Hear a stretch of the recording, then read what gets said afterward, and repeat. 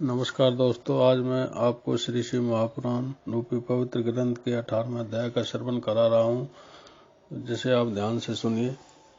18वां अध्याय बंधन मोक्ष आदि। शिवलिंग का महात्म्य। ऋषि बोले, हे सर्वार्थ वित्तम सूजी, बंधन और मोक्ष क्या है? सूजी कहने लगे, हे ऋषियों, मैं बंधन और मोक्ष के उपाय कहता हूँ, ध्यान से सुनिए। प्रकृति के 8 बंधनों के कारण ही आत्मा को जीव संज्ञा हुई है। इनसे छूटकर वह मुक्ति को पाता है। प्रकृति के आगे बुद्धि और बुद्धि के आगे गुणात्मक अहंकार और पंचतंत्र मात्रा, यही सब 8 प्रकृति है। इन्हीं 8 से यह देह है और इससे जो कुछ क्रिया हो रही है, इसी का नाम कर्म है। फिर कर्म से देह इस प्रकार बारंबार होते हैं। स्थूल, सूक्ष्म और कारण, ये 3 प्रकार के शरीर होते हैं। स्थूल व्यापार करता है, सूक्ष्म इंद्रियों का भोग करता है तथा कारण शरीर आत्मा के उपभोग के निमित्त है। कर्मों के द्वारा ही यह पाप पुण्य भोगता है और इन्हीं से सुख दुख की प्राप्ति होती है। इस काल में है जीव कर्म रूपी डोर से बारंबार बंधकर कर्मों से तीनों शरीर सहित चक्रवर्त सदैव भ्रमता रहता है। दूर तो सब तब हो जब चक्रकर्ता का पूजन करें। 8 प्रकृति ही 8 चक्र है। शिव जी इनसे परे है, वही चक्रकर्ता है, वही 8 को वश में किए रहते हैं। वे शिव जी सर्वज्ञ, निष्प्रय और परिपूर्ण हैं। उन महेश की अनंत शक्ति को वेद जानता है। उनकी प्रसन्नता के लिए शिव का ही पूजन करना चाहिए। जो मन, वचन, शरीर और धन से वे लिंग या भक्त जनों में शिव भावना करके उनकी पूजा करते हैं, उन पर महेश जो प्रकृति से परे शिव है, निसंदेह अवश्य ही प्रसन्न होते हैं। फिर तो प्रकृति पर्यंत संपूर्ण कर्म उसके वश में हो जाते हैं और तब उस प्रकार वह मुक्त और आत्मराम हो जाता है, क्योंकि तब उसका कर्म देह भी उसके अपने वश में हो जाता है और उसका फिर शिवलोक में वास होता है। तब वह शाम के समीप हो जाता है और शिव की समानता को प्राप्त कर उनके महाप्रसाद के लाभ से उसकी बुद्धि अपने वश में हो जाती है। इस प्रकार शिव जी का मानस ऐश्वर्य बिना यंत्र के ही प्राप्त हो जाता है, जिसमें सर्वज्ञता आदि ऐश्वर्य सब कुछ उन्हें प्राप्त होता है। उसी को वेद शास्त्रज्ञ साहित्य मुक्ति भी कहते हैं। अतएव शिव जी को प्रसन्न करने के लिए शिव जी की पूजा करें। शिव की क्रिया, शिव का जप और शिव का तप जब तक सो न जामे, शिव के ही ज्ञान, ध्यान और उनके नामादिक अभ्यास में लगा रहे और मृत्यु पर्यंत ऐसे ही समय व्यतीत करे। पहले कहे हुए मंत्रों द्वारा पुष्प चढ़ाकर शिव जी की अर्चना करें तो मंगल प्राप्त हो। इतना सुनकर ऋषियों ने कहा कि हे सूर्य जी, अब लिंगादि में शिव जी की पूजा का विधान बतलाइए। सूर्य जी बोले, हे ब्राह्मणों सुनिए, मैं लिंगादि का पूजन विधान क्रमशः कहता हूँ। प्रणव पहला लिंग है जिससे सब कामनाएं पूर्ण होती हैं। वह स्थूल भी और सूक्ष्म भी, उसी को पंचाक्षर भी कहते हैं। उसकी पूजा ही मोक्ष है। इसके अतिरिक्त पुरुषार्थ के से और प्रकृति के भी बनाए हुए बहुत से लिंग हैं, जिन्हें शिव जी ही जानते हैं, अन्य नहीं। किंतु पृथ्वी के विकार से मैं 5 लिंग कहता हूँ। स्वयंभू लिंग, बिंदु लिंग, प्रतिष्ठित लिंग, चर लिंग और गुरु लिंग। जो लिंग किसी देवता ऋषियों के तप से पृथ्वी को फोड़कर वहां स्वयं निकला, वह स्वयंभू लिंग कहलाता है। उस लिंग की पूजा करने से स्वयं ज्ञान की वृद्धि होती है। इसी प्रकार स्वर्ण, चांदी और पृथ्वी आदि की वेदिका में या लिंग को प्रणव मंत्र से पत्र में लिखकर उसकी प्रतिष्ठा और आवाहन करें तो वह बिंदु नाद में लिंग स्थाव और जंगल रूप शिव दर्शन के योग्य है। जो तो जिसमें शिव जी का विश्वास हो, उसमें ही वह फल देते हैं। विधि पूर्वक लिंग को संपुट पात्र में रखकर पृथक गृह में स्थापन करें और नित्य पूजन भोजन निवेदन करें। यह गृहस्थ के लिए उचित है। निवृत्त हुए जनों को सूक्ष्म लिंग का ही विधान है।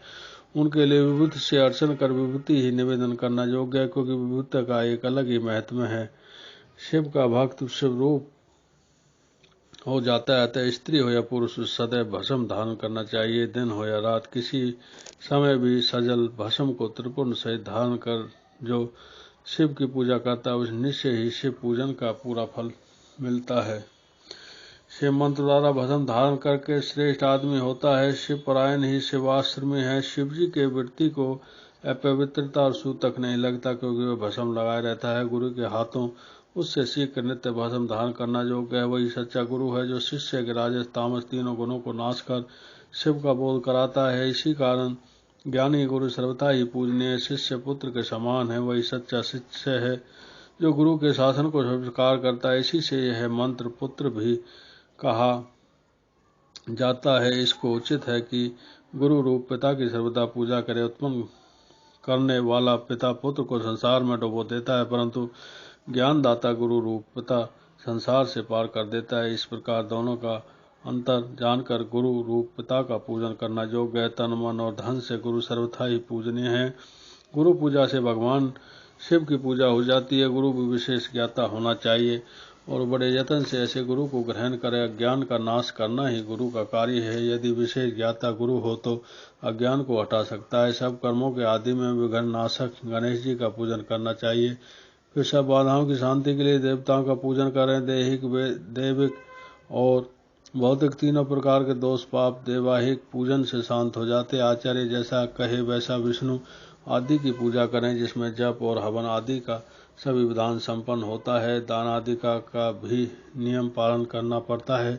प्रतिमा का दान भी किया जाता है। स्वर्ण प्रतिमा का दान दक्षिणा करें। संपूर्ण आयु की सिद्धि के लिए तिल का दान करें। व्याधि दूर करने के लिए दरिद्र के पात्र का दान देवें। 1000 ब्राह्मणों को भोजन करावें। दरिद्र हो तो गौ को भोजन करावे, अथवा और भी धनाभाव हो तो यथाशक्ति भोजन करावे। भूत आदि की शांति के लिए भैरव जी की पूजा करें और सबके अंत में श्री शिव जी का महाभिषेक करें तथा उन्हें नैवेद्य समर्पण कर बहुत से ब्राह्मणों को भोजन करावें। यदि इस प्रकार का शांति यज्ञ प्रत्येक वर्ष फागुन मास में करें तो बहुत से दोषों की शांति हो जाती है। यदि ऐसा सविधि दक्षिणा युक्त यज्ञादिक कर्म धनाभाव के कारण करने में असमर्थ हो तो स्नान करके कुछ दान दे और 108 मंत्र द्वारा सूर्य का नमस्कार करें अथवा 10,000 लक्ष अथवा करोड़ नमस्कार करें। इस प्रकार के नमस्कार स्वरूप यज्ञ से संपूर्ण देवता प्रसन्न हो जाते हैं। फिर से भगवान से इस प्रकार प्रार्थना करें कि हे शिव जी, आप सगुण और प्रकाश में हैं। आपके स्वरूप में मैंने अपनी बुद्धि अर्पण कर दी है। जो कुछ भी मेरा है वह सब मुझ सहित आपका है। मैं अपनी देह से नम्र हूँ। हे प्रभु, आप महान हैं और आपके होने से ही मेरा स्वरूप शून्य नहीं है, क्योंकि मैं आपका दास हूँ। इसी प्रकार की प्रार्थना कर नमस्कार पूर्वक आत्मयज्ञ की कल्पना करें और आचार्य एवं गुरु जैसा बतलावें वैसा पापनाशक विधान करें। शिव धर्मों में प्रदक्षिणा सबसे श्रेष्ठ है। क्रिया से युक्त जप रूप प्रणव ही प्रदक्षिणा है। जन्म और मरण माया चक्र है और इसी को शिव का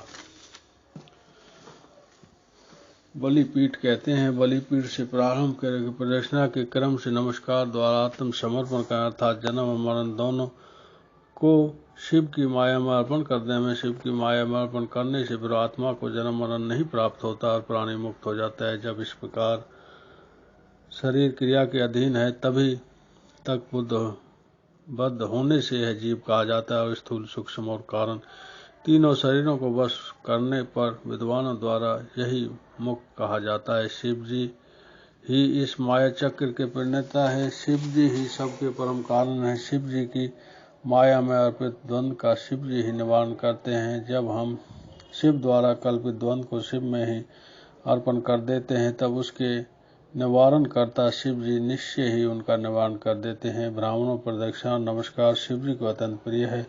जो परमात्मा शिव की इस प्रकार षोडोपचार वाली पूजा प्रदक्षिणा नमस्कार करते हैं उन्हें महान फल की प्राप्ति होती है। पृथ्वी में ऐसा कोई पातक नहीं जो प्रदक्षिणा से नाश न होता हो, इसलिए प्रदक्षिणा से ही समस्त पापों का नाश करें। जैसे भी हो शुद्ध अन्न खाकर जीव हिंसा से रहित हो एकाग्र चित्त से शिव जी की भक्ति करें और मौन रहे। शिव रहस्य का मनन कर यथाशक्य को दान करें, परंतु शिव भक्तों अवश्य इसे महात्मा को प्रकाशित करें। शिव मंत्र के रहस्य को शिव ही जानते हैं, अन्य नहीं। शिव भक्त को चाहिए कि नित्य ही शिवलिंग का आश्रय कर वास करे। हे ब्राह्मणों, जो मनुष्य इस अध्याय को पढ़ेंगे या सुनेंगे वह शिव जी की कृपा से ज्ञान को प्राप्त करेंगे। तीसरी शिव महापुराण विद्वेषण संहिता का 18वां अध्याय समाप्त। तो जैसा कि दोस्तों आपने श्री शिव महापुराण के 18वें अध्याय का श्रवण किया है, मैं आशा करता हूँ कि यह आपको पसंद आया होगा और आपने इसे ध्यान से सुना होगा तो आपको काफ़ी आनंद की प्राप्ति हुई होगी। तो आगे भी हम आपको श्री शिव महापुराण के अध्यायों का श्रवण कराते रहेंगे, तो आप ध्यान से सुनते रहिए। नमस्कार दोस्तों। ओम नमः शिवाय, ओम नमः शिवाय, ओम नमः शिवाय।